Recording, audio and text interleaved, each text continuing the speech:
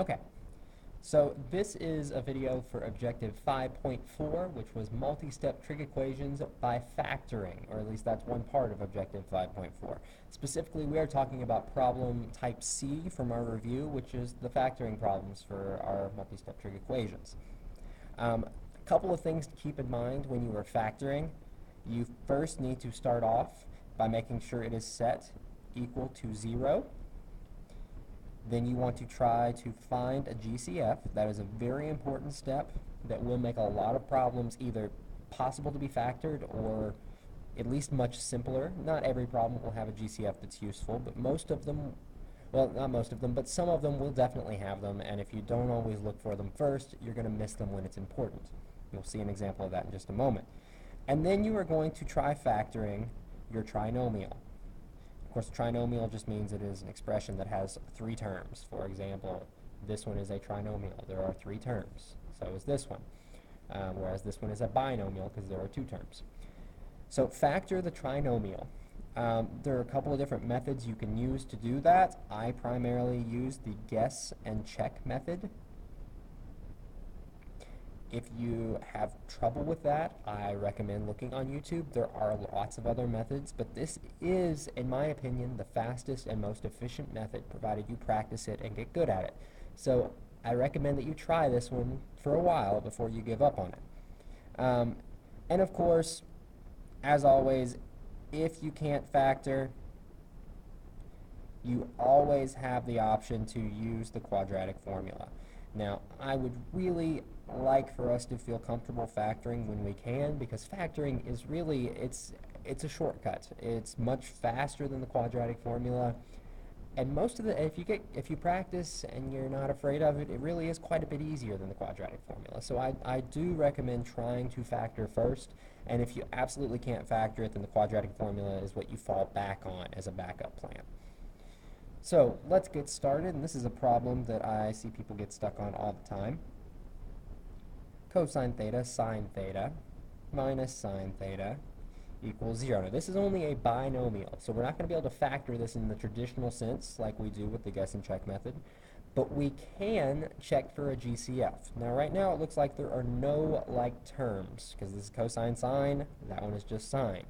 But if we look closely, we'll see that both of these do have a sine theta, which means they have a GCF of sine theta. And when we factor out the GCF, we divide each term and write it in the front of the problem.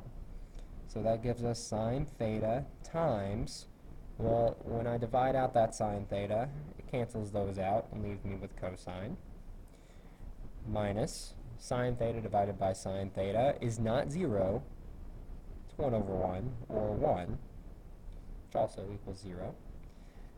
Now at this point, there's no more factoring to be done. Nothing is quadratic, so you don't need to factor again. By quadratic, I mean nothing has an exponent of 2. So we just need to take our factors and set them each equal to 0 and see what happens. So sine theta equals 0, cosine theta equals 0. Well, sine theta, that's our y value. We know from our unit circle that it is equal to 0 when our angle is at 0 degrees or at 180 degrees. If you weren't sure of that, you could always do inverse sine of 0, but it tells you 0 degrees. And if we reflect over the y-axis, as sine requires us to do, we also get 180 degrees. So we would say that theta is equal to 0 degrees and 180 degrees for this one. Say cosine theta minus 1 equals 0. I apologize. We're taking this and setting it equal to 0, which means cosine theta is equal to positive 1. And our cosine theta being positive 1, well, that's our x value. And if you weren't sure, you could do inverse cosine of 1, but it does give you 0. However, on this one, we don't also include 180 degrees because over here x is positive 1, over here x is negative 1. And of course, everywhere in between it is fractional, whereas up here and down here it is 0. So this is the only point where this theta will be a solution. So we get theta equals 0. Since we have it twice, we don't have to write it twice. But for all of your answers between 360 degrees and 0, we will say that theta equals 0 degrees or 180 degrees.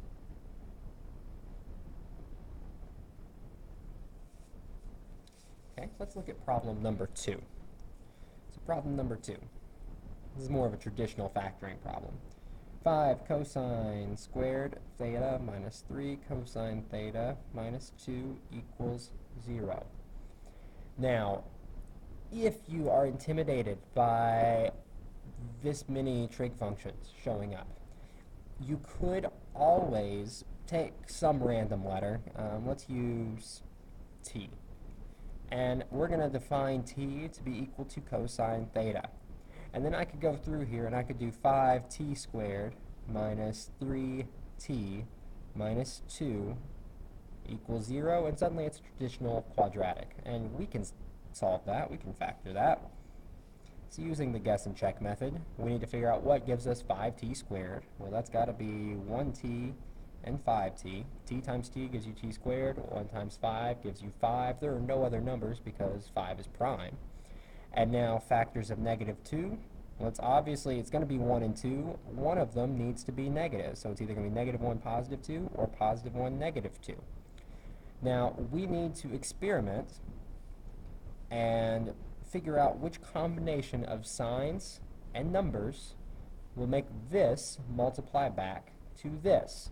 I'm going to switch to a pencil because I might make a mistake the first time. So I'm going to try minus 1. And, no, let's not get the right one for the first time. Let's see what happens when we get one wrong. Let's say plus 2 and minus 1. I'm just trying a combination. Now, I need to check and see if 2 times 5t, which is 10t, plus 1 times negative 1t, which is negative 1t. So 10t minus 1t gives me 9t. I need to find the combination to where this is equal to that.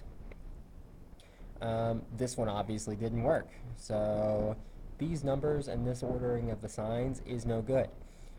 But let's see what happens if I say minus 1 plus 2. So I just kind of switched them around. Well, now, negative 1 times 5, that's negative 5t. 1t times 2, that is 2t. Negative 5t plus 2t equals negative 3t. That one's good. So we have 1t minus 1 and 5t plus 2 equals 0 because we are factoring. We just take our factors, set them equal to 0. So t minus 1 equals 0, 5t plus 2 equals 0. So t equals 1, t equals negative 2 fifths. But remember, t was not our variable. T was equal to cosine theta. So we're going to have to replace our t's with cosine theta equals 1 and cosine theta equals negative 2 fifths. Now that means we're still not done, but we have to figure out what theta is.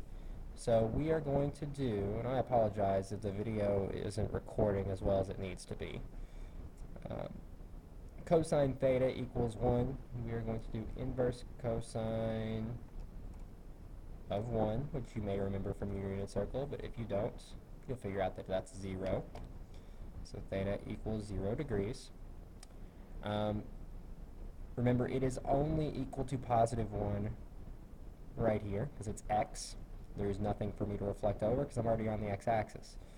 But the other one, inverse cosine of negative 2 fifths, I get 113.58 degrees. To get the other one, that one is in quadrant 2, so the other one will be in quadrant 3. I need to do 360 minus that number. And I get 246.42 degrees. So I've got a few answers here, But if I wanted all of my angles that are between 0 degrees and 360 degrees, we would list them as 0, 113.58 degrees, and 246.42 degrees. If I wanted all theta, you would add 360 degrees K to each one.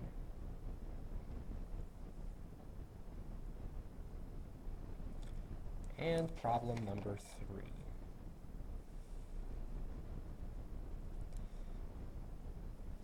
So 2 sine squared theta plus 4 sine theta minus 6 equals 0. Now, once again, if these are throwing you off, you can substitute a variable in there. I have no problem with that. Let's try doing this one. I'm going to try doing this one without substituting anything so we can see what it looks like to go through the whole process with sine.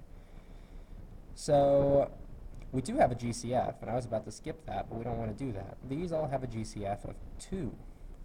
It's going to make our numbers a little better, so let's go ahead and factor those out.